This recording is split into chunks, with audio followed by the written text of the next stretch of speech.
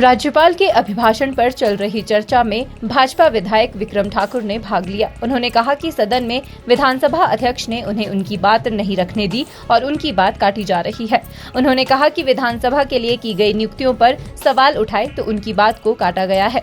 उन्होंने कहा कि एक ही गाँव के 2 युवकों को नियुक्ति मिलना सवाल खड़े करता है। विक्रम ठाकुर ने सरकार से जांच की मांग की है। उन्होंने कहा कि यदि प्रदेश के बेरोजगार युवाओं के साथ कोई मजाक करेगा तो विधानसभा में उनकी आवाज उठाना बेहद जरूरी है। उन्होंने प्रदेश में हो रहे अवैध कटान के मुद्दे को लेकर भी सरकार को घेरा है। विक्रम ठाकुर ने कहा कि बिजली के रेट ज्यादा होने से प्रदेश से कई उद्योगों का भी पलायन हो रहा है। उन्होंने प्रदेश में भ्रष्टाचार को बढ़ावा देने पर भी बात कही है।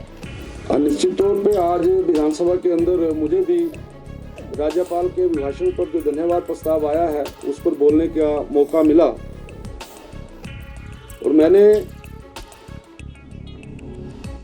अपने भाषण में जो भी कमियां हैं उन कमियों को वहां पे उजागर करने की कोशिश की।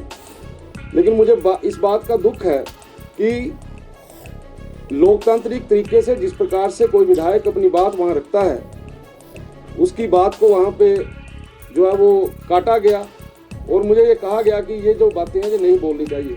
मैं आपके चैनलों के माध्यम से ये पूछना चाहता हूँ कि क्या अगर विधानसभा के अंदर जो भर्तियाँ हो रही हैं, अगर उन भर्तियों में किसी प्रकार की कोई कमी है, क्या वो विधानसभा में उसके बारे में नहीं बोला जाएगा?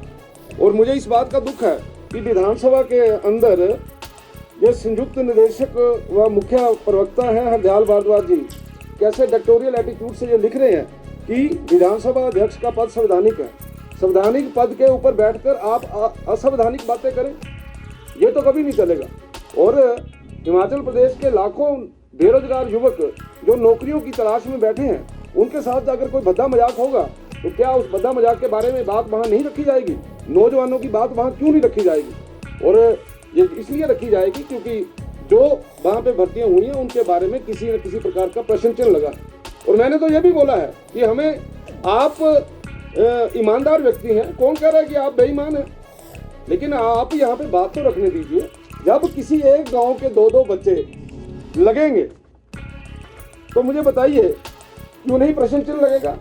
जब कुछ भी विधानसभा क्षेत्रों के जो बच्चे हैं उनको वहां रखा जाएगा। और मुझे तो यह भी पता लगा कि JOIT की जितनी पोस्टें थी, बाद में जितनी पोस्टें की हैं, जब रिजल्ट निकलना था उससे पहले की कैबिनेट में उसमें मंजूरी ली गई। और एक उदाहरण दे रहा हूं आपको कि on recommendation of the selection committee the honourable speaker is pleased to offer appointments. और इसमें 2 बच्चे ऐसे हैं जो विलेज चलारा के रहने वाले हैं। विलेज चलारा में इंटेलिजेंसी कहां से आ गई इतनी? अभिषेक पठानिया हैं, अखिल ठाकुर हैं। और मुझे तो यह पता लगा है कि जिन लोगों ने वहां एग्जाम दिया उस एग्जाम में एक बच्ची के 100 नंबर हैं, लेकिन उस बच्ची का नाम नहीं है मेरिट के अंदर। और मैं ये चाहता हूं अगर इस प्रकार के विषय आए हैं, लोग बोल रहे हैं, चर्चा हो रही है, तो क्या इसकी इन्वेस्टिगेशन नहीं होनी चाहिए? अगर आप ईमानदार हैं तो इस प्रकार की आप जो अपने प्रवक्ताओं से आप बुलवा रहे हो, आप तो ऐसे बात कर रहे हो जैसे कहीं इमरजेंसी लगी है, गवर्नर रूल है लगा हुआ, जिसके कारण से कि व्यक्ति को बोल नहीं सकता।